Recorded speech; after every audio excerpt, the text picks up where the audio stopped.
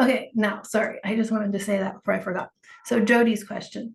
Discovery call, I mean, look, whatever. People are going to come to their discovery call however they are, and it's a good indication to you of who they are and how committed they are and what they have going on in their life. So, like, would I do something about it? No. Do people come to my discovery call on their phone? Yes. Do they still buy it from their phone? Yes. So I'm guessing it wasn't the phone that made them not buy it. I mean, Okay. I do have this share the screen thing too, because I share my screen during my discovery call. If Well, I they start from if you. if I see them like this, like then I know that they're looking on their, which you get quite a bit, then I know that they're looking up close because it's too small. And then I ask them, are you able to read this or do you want me to say it out loud? And they always say, no, it's too small. I can't see it. So then I say, okay, let me just read to you what I'm pointing to. And then I say, I would be happy to email this to you after the call so that you can look at it more closely or you can keep it. And that's a great idea because entrepreneurship and sales is all about when can I next talk to you? When can I next contact you? That's okay with you. So I don't mind taking that extra 45 seconds at the end of the call to email them and say, hey, that was great. I can't wait to see you in the session. Or if they don't buy it, I let me know if you have other questions. And here's the PDF of what I was showing. So just Okay. use it as an opportunity. What Don't it, don't take it personally either, because maybe they're literally just fitting you in between stuff that they're doing. well, she's a super busy single mom running her own business and like, yeah. And Exactly. part of it, I think too, was she was in the car and she was distracted and yeah. What I'm wondering is, should I send her? I have a video that I've created that I could send her. Would that, I don't Yes. know what I'm wasting my time, right?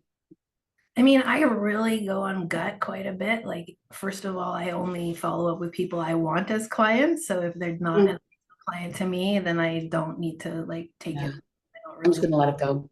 yeah, if it's gonna cost you more to like chase it, then it's not worth it because then when they come for the session, that will also cost you a lot and be stressful for you. So Mhm.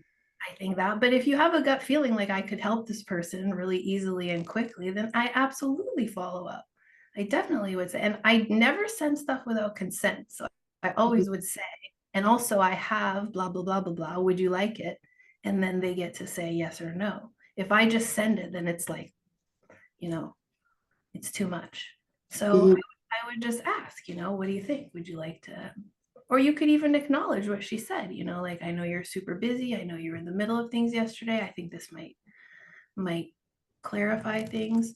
Oh, and here's a piece that I should really add that's super important. After people come to my discovery call, whether they buy or not, they all get a welcome email as though they bought it. And the purpose of that is so that they know all the data points that I went over in the discovery call on paper, because maybe they're not super good at remembering. Maybe 3 months goes by and they want to go back and look. Like, I don't know, a million things could happen. So I always would send her that welcome email anyway. That's like, welcome to the, Soulsway. Your subconscious is going to do some amazing things now. This is what they're going to be. Then I list what they said their amazing things are going to be.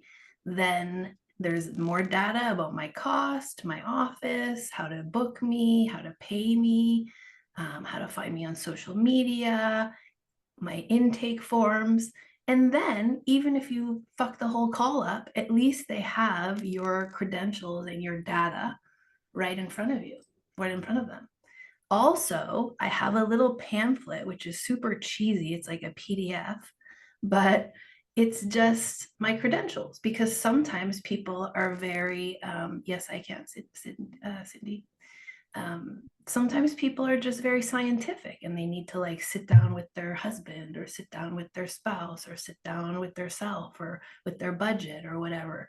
And then I want them to have a document in front of them. So if they say no, then they're going to get the welcome email with the pamphlet, as long as I do want them as a client, which has my credentials and a link to my reviews, etc. And by the way, hardly ever does that work. I think a no is usually a no for a reason. But I still do that because this is the longevity of a business. And maybe a year or 2 years or 5 years or 10 years goes by and they still remember me. So I think you have lots of other possibilities more Mhm. beyond getting frustrated with them.